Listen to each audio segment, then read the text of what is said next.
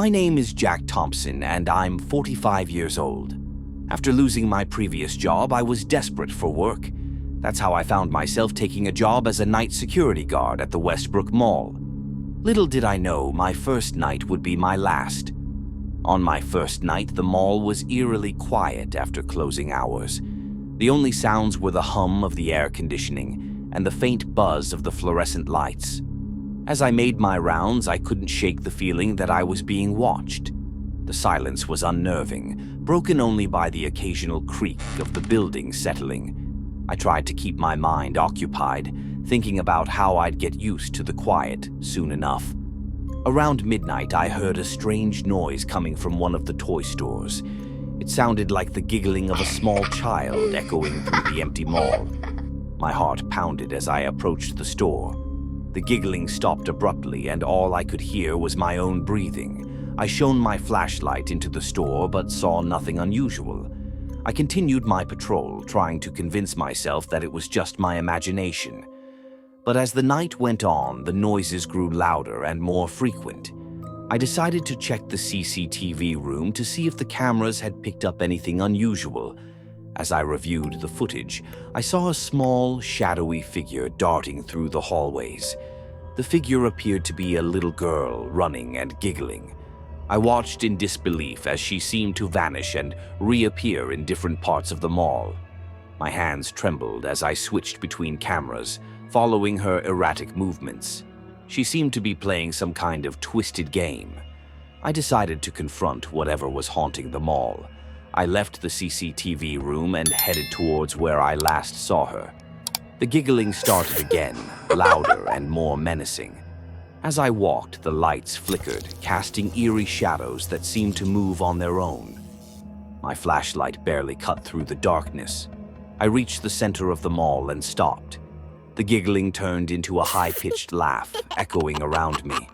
I felt a cold breeze brush past me.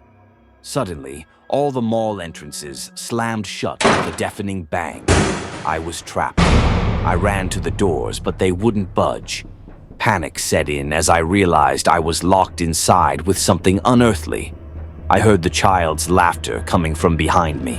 I spun around and saw her standing just a few feet away. Her eyes were dark voids, and her smile was twisted and unnatural. I screamed and backed away, stumbling over my own feet. She vanished again, leaving only the echo of her laughter. I scrambled to my feet and ran back to the CCTV room. I locked the door behind me and tried to catch my breath. My hands shook uncontrollably. I watched the monitors, hoping to see something that would explain what was happening. The cameras showed nothing but empty hallways. As I sat in the CCTV room, the lights flickered, and I heard faint footsteps approaching. The sound grew louder, like someone running towards the door. The footsteps stopped suddenly, and there was a loud banging on the door. My heart raced as I watched the doorknob twist and turn violently. I backed away from the door, my eyes wide with fear.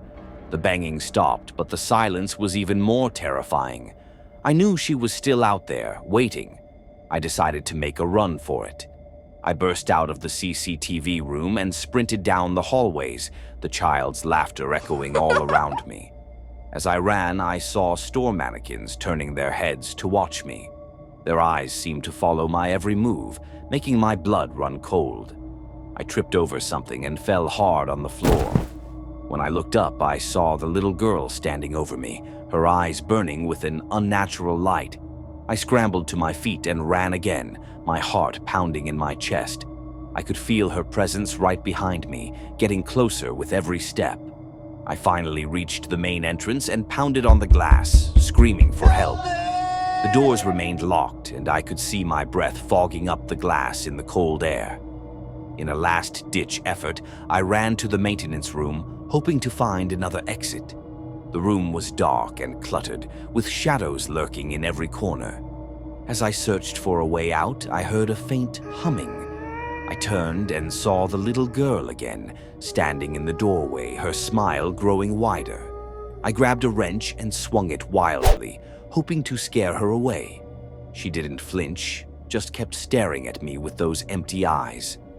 In a blind panic, I threw the wrench and ran past her, heading for the emergency exit. The door was locked, and I felt her cold breath on my neck. I turned to face her, my back against the door. She reached out a hand, and as her fingers touched my skin, I felt an icy pain shoot through me. That's when I blacked out. When I came to, it was morning and the mall was open again. I was found by the morning staff, unconscious by the emergency exit. I quit that day, vowing never to return. I handed in my resignation first thing in the morning. There was no way I was going back. I needed answers, so I did some research online. I discovered that a young girl had died in the mall years ago. She had been electrocuted in a photo booth due to faulty wiring. The mall was said to be haunted by her restless spirit, forever trapped in the place where she died. I shuddered, realizing I had encountered her ghost. I never set foot in that mall again, and I never will. The little girl's laughter still haunts my dreams, a reminder of the night I barely escaped with my life. So, if you have a story that chills your bones, send it in. Maybe you will hear it narrated here next. But until then, stay safe and heed my warning. Some things are better left undisturbed. Thank you so much for watching. If you enjoyed this video, please give it a thumbs up and share it with your friends. Don't forget to subscribe to our channel and hit the bell icon so you never miss an update. Your support means the world to us, and we can't wait to bring you more exciting content. See you in the next video. Bye.